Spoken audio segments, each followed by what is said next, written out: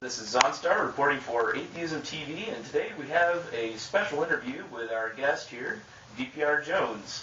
Came from all the way across the pond for the Reason Rally, and he agreed to sit with us and have a little chat. So I have some questions worked up for him, and we'll get on with it. So DPR, welcome to the United States.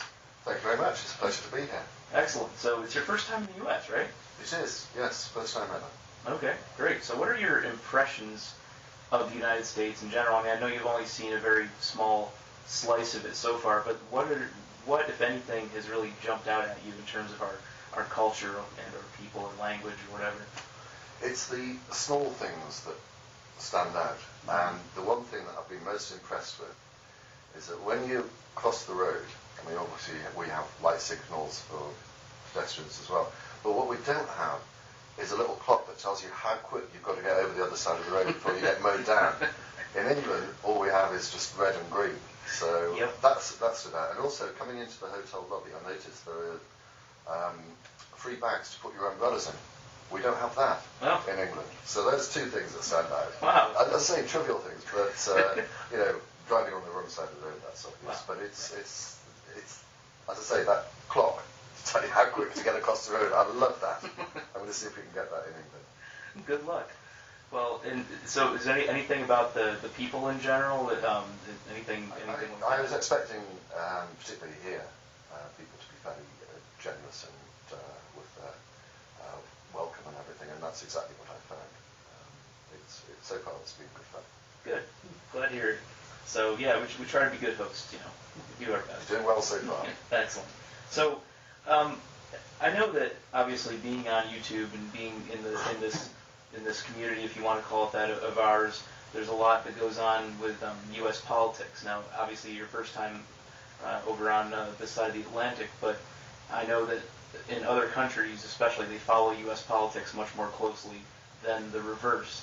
And I was wondering if you had any thoughts, especially in this election year, anything that jumps out at you about the presidential race or any other aspect of U.S. politics. The one thing that strikes me is just how appalling a choice Republicans are left with now as to who's going to be the nomination. Who we got? Santorum and Romney, Newt Gingrich, and there's another one, isn't there? There are four of them there.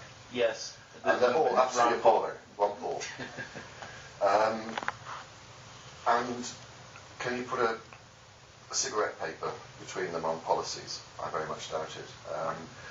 What I was listening to recently was that it's sort of like generally understood that whilst they're going through the nomination process, they will become more and more extreme.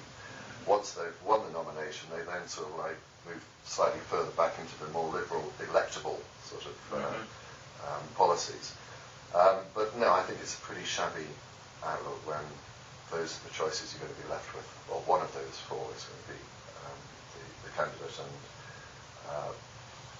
the ability for money to play such an influential part of it, I think is also a bit disturbing.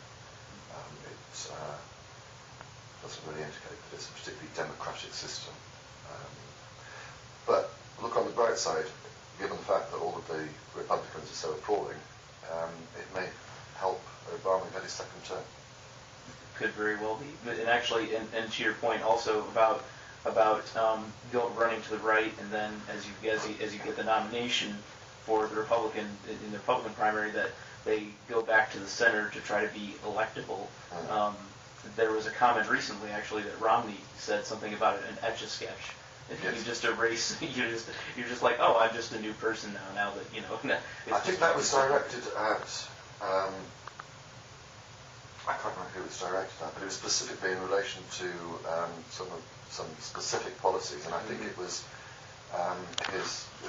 whichever candidate it was his personal assistant who had said basically in public that he just changes policies to suit the audience. Sure. Which is a bit damaging. I don't know. It's not the ideal personal assistant, is it? No, you wouldn't think so. It's probably not one of his PR people. Probably not someone that should not be anymore. Speaking. Right, exactly. Not anymore. Good. Well, so now on the topic of YouTube itself, obviously that's kind of why we're all fear of, well, at least the YouTube community is obviously only a segment of the entire skeptic community, or whatever you want to call that, because you have bloggers and podcasts, and then you've got people that write books and the Dawkins of the world and all that. But in terms of YouTube, there's been a lot of talk on YouTube recently in the YouTube atheist community about the kind of the less. There's actually fewer videos being made these days, and people are talking about the death of the atheist YouTube community just isn't what it once was. Do you think that's really accurate? And if it is, what do you think would be needed to reverse that? I don't think it is accurate. I think that some of the people who were better known, such as Phil Hellenes is a classic example. He used to make wonderful videos. Yeah. I mean, he's not disappeared altogether, but I can't remember the last video he made. Right. But there are others that are coming through that are doing very good videos. They're not as well known or as well subscribed as he is. I don't think that there is the death of atheism on YouTube at all. I think it's probably getting stronger. The difficulty, of course, is getting these smaller channels known, and it is certainly the case that it's much more difficult to do that now, to build up a substantial subscriber base than it was, well, even when I started a few years ago. I mean, if I started now, I would very much doubt I would get to the position I am now in that timescale. But I mean, that said, I mean, Concordance, for example, again makes some outstanding videos. I mean, he first started only a couple of years ago, and I think he's well into 20,000. I think it's 25,000, 26,000 subscribers already. So. Yeah. And he deserves it, and I think that's encouraging, because people who do quality videos like him do normally get the recognition. Sure. And there are others, smaller ones. I mean, some of them I've given a shout out for. Fish Head Salad, Living Dinosaur, Brett. I'm going to get his name wrong. I gave him a shout out as well. Brett, I'm going to say, who's that awful theist, Brett? Keen. Yeah. I don't think him. Brett P. Palmer, I think he is. Okay. Yeah. So yeah, I don't agree with the idea that YouTube or atheism on YouTube is really in serious decline or is under threat at all. No. Okay. So and you mentioned about how difficult it is now to get recognized. What do you think is behind that? Is it because all of the major, basically all the slots are taken, people only have so much time, and then that's all they can subscribe to, or is it because of YouTube mechanics? I think it's just a matter of competition. There's so much material out there now.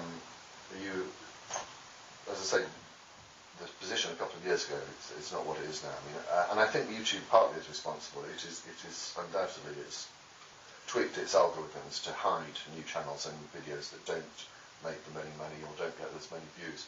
And I don't think that they're necessarily directing that at atheist videos. I just think it's the nature of that type of video. It's not something that gets them lots of views. It's not something that gets them lots of money. So I think they have tweaked it to a degree. So you've got that, and you've got the increase in competition. I think those are the elements. And you can go onto YouTube and punch in any subject matter you want, and you're going to get thousands and thousands of videos. Sure. With that amount of material, you've got to make an impact very early on in that video. Otherwise, people are going to switch off. And this is why I think it's quite funny when you see people who have these intricate, wonderful 30-second intros, and you're just waiting and waiting. And 30 seconds, it's like when you've got thousands of other options, it's like, just move on, I can't be bothered with it. Right. It tends to be the creationists that go in for these sort of long intros and then waffle. Right. Definitely Free being a classic example. Why these people think they've allocated 15 minutes, I'm going to use all of those 15 minutes somehow.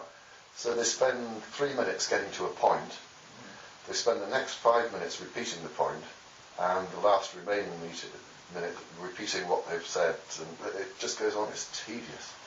But hey, that's no problem. Yes, it is very much so. Well, and all that lead up and all that. Excuse me, my voice is a little hoarse from the last couple of days' festivities. But so the I think it's interesting, like the whole notion of those kind of intros and those flowery, like emotional. Is that, do you think that's part of the whole appeal to emotion, that in some way that they're trying? No, I think it's an appeal to their arrogance. Another one. I mean, Venom X is probably the best intro, isn't it? But I mean, he's plucked his eyebrows and got his blusher on, and it goes on for about 35 seconds. Right. And that's just purely born out of his ego. Let's not ruin a good conversation by talking about Venom X. Right. So that actually leads me to Pause. Time out. Pause. Time out. Okay. Great. So that actually, actually I should probably have something to drink too. A good idea. Is there What would you like? anything?